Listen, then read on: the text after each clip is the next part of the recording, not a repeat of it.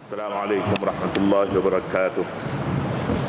Bismillahirrahmanirrahim. Alhamdulillahirabbil alamin wassalatu wassalamu ala asyrafil mursalin Sayyidina Muhammadin wa ala alihi wa sahbihi ajma'in. Pagi ini kita baca ayat 47 surah Al-Maidah. A'udzu billahi minasyaitonir rajim. Bismillahirrahmanirrahim. Walyahkum ahlul injil bima anzalallahu fihi wa man lam yahkum bima anzalallahu faulaika humul fasiqun. Sadaqallahul azim. Waliyahkum ahlul injil bima anzalallahu fih, dan hendaklah ahli kitab Injil menghukum dengan apa yang telah diturun oleh Allah di dalamnya. Wa man lam yahkum bima anzalallah, dan sesiapa yang tidak menghukum dengan apa yang telah diturunkan oleh Allah, faulaika humul fasiqun, maka mereka itulah orang-orang yang fasik.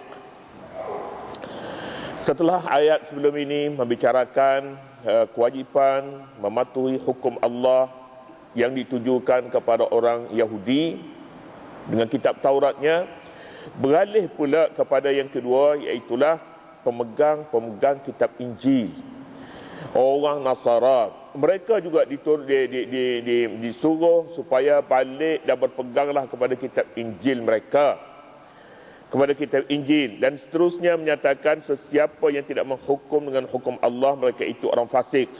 Dan kemudiannya akan bercakap pula pasal Al-Quran yang dituntut daripada umat ini supaya mengikuti dan berhakimkan Al-Quran Karim. Ketiga-tiga kumpulan ini, Al-Quran membicarakan berasaskan ilmu.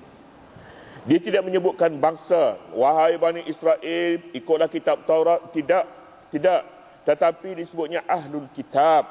Ahlul kitab hendaklah balik kepada ya ahlul kitab, wahai ahli kitab dahulunya, untuk menyatakan kepada kita bahawa Al-Quranul Karim menghormati semua pemegang kitab agama ini, sama ada mereka itu pemegang kitab Taurat ataupun pemegang kitab Injil ataupun Al-Quranul Karim. Al-Quran, Allah Subhanahu wa taala menghormati mereka, menghormati pada takap mana mereka mematuhi kepada hukum yang ada dalam kitab suci mereka. Di situ duduknya hubungan antara manusia dengan manusia, antara penganut agama Kristian dengan Yahudi dengan Islam. Sebanyak mana mereka boleh pegang kepada kitab suci Al-Quran itu, kepada kitab suci mereka, maka sejauh itulah kesejahteraan manusia di dunia ini. Banyak ayat Al-Quran yang boleh diserasikan antara satu dengan lain. Bila dipisah dia membawa arti yang salah.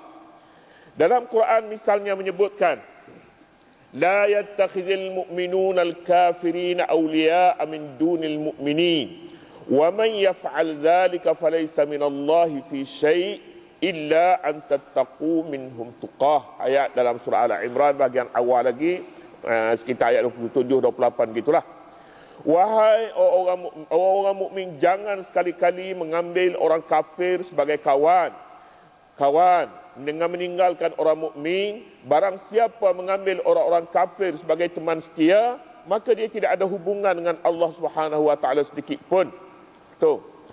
Dalam surah Al-Mumtahanah ayat yang pertama lagi, Allah berfirman, ya ayyuhalladzina amanu la tattakhidhu aduwwi wa aduwwakum awliya tulquna ilaihim bil mawaddah. Wahai orang mukmin, jangan kamu ambil musuh aku dan musuh kamu menjadi teman setia. Kamu holorkan kepada mereka, kamu bertukar kasih sayang dengan mereka. La tattakhidhu aduwi, jangan. Tulquna ilaihim bil mawaddah. Ulama kita sebahagian daripadanya berpendapat ayat ini menunjukkan sesiapa yang berteman dengan orang kafir maka turut menjadi kafir. Ar-ridha bil kufri kufrun, kata mereka, bukan hadis. Redha dengan kufur itu kufur. Sebenarnya bukan ayat ini saja, mestinya dia disambung, diserasikan dengan beberapa ayat lagi. Untuk lebih jelas dalam perkara ini, ayat di dalam surah Al-Mumtahanah yang kemudiannya menyebut dua ayat.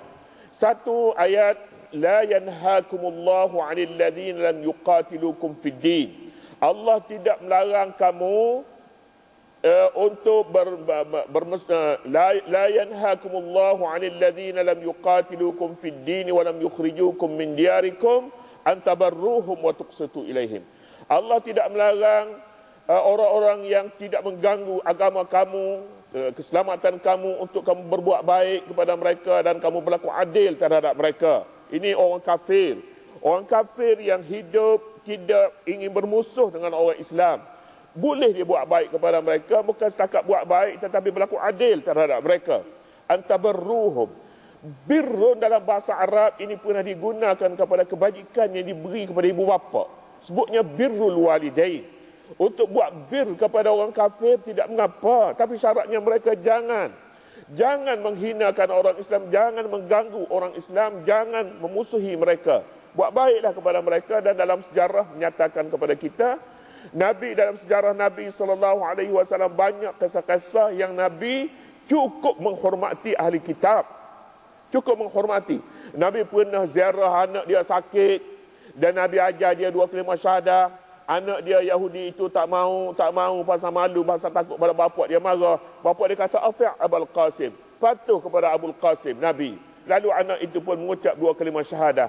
Asyhadu an la ilaha illallah wa asyhadu anna Muhammadar Rasulullah. Begitu. Nabi pernah beritahu, "Wahai Abu Zar, iza tabakhta maraqatan fa'aksir ma'aha wa ta'ahadat jiranak." Wahai Abu Zar, bila kamu masakan berkuah, banyakkan kuah, beri kepada jiran kamu yang Yahudi itu.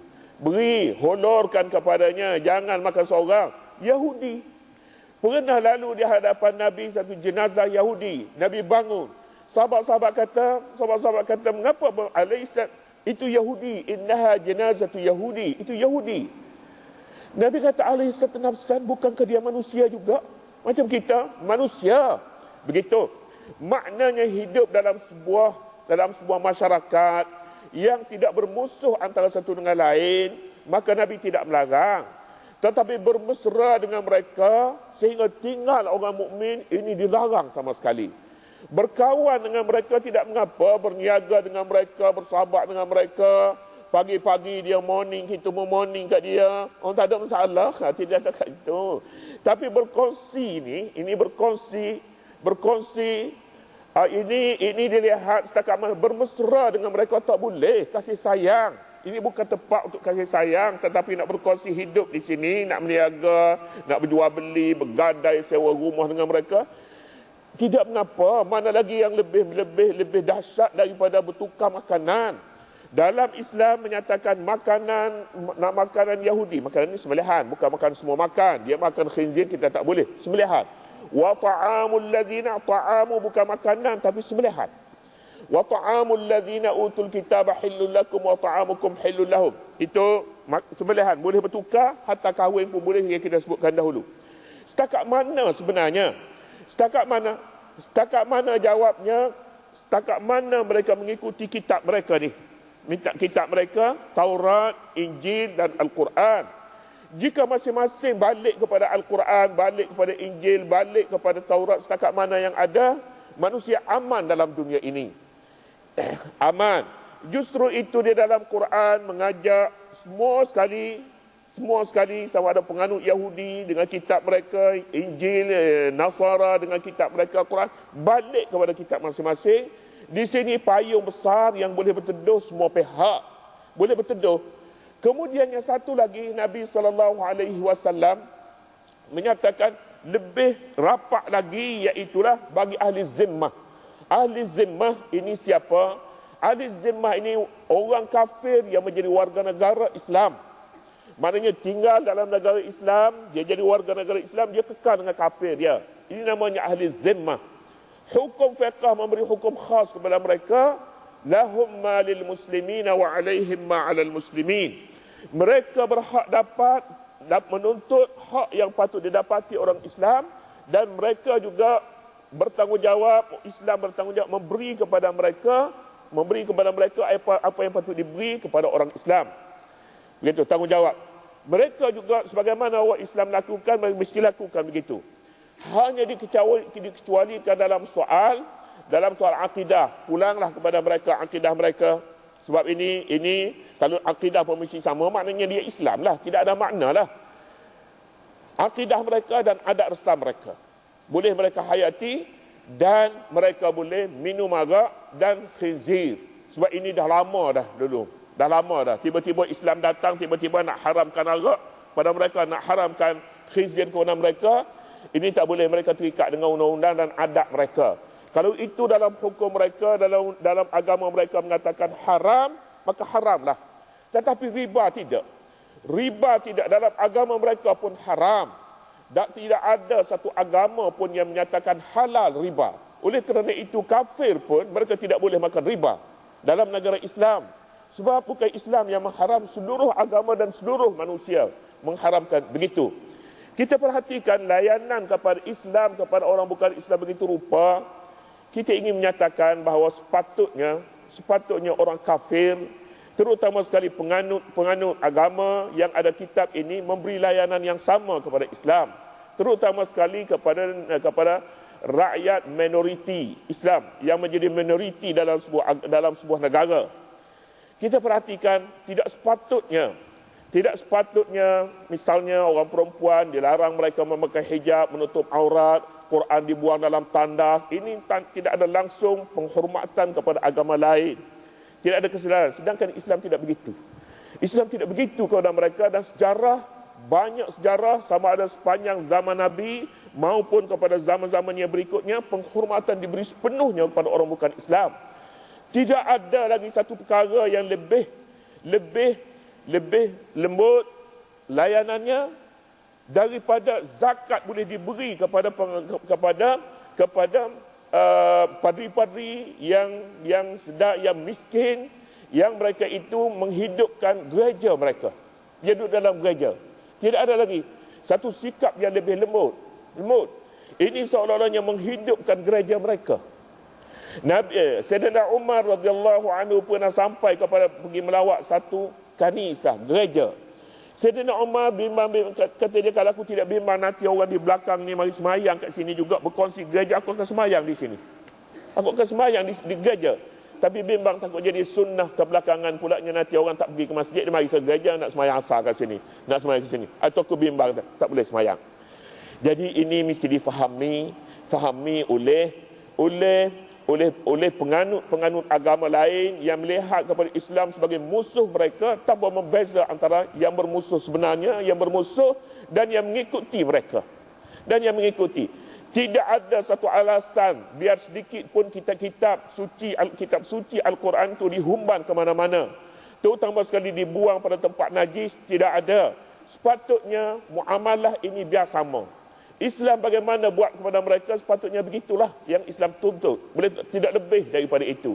Tetapi rupa-rupanya dalam dunia Islam dunia hari ini, pihak orang yang mempunyai kuasa, mereka merasakan harus melakukan apa sahaja terhadap kitab suci Al-Quranul Karim, terhadap Nabi, dibuatnya kartun dan sebagainya. Hatta bukannya orang jahil, tetapi ketua padri mereka boleh membuat kartun yang seumpama itu.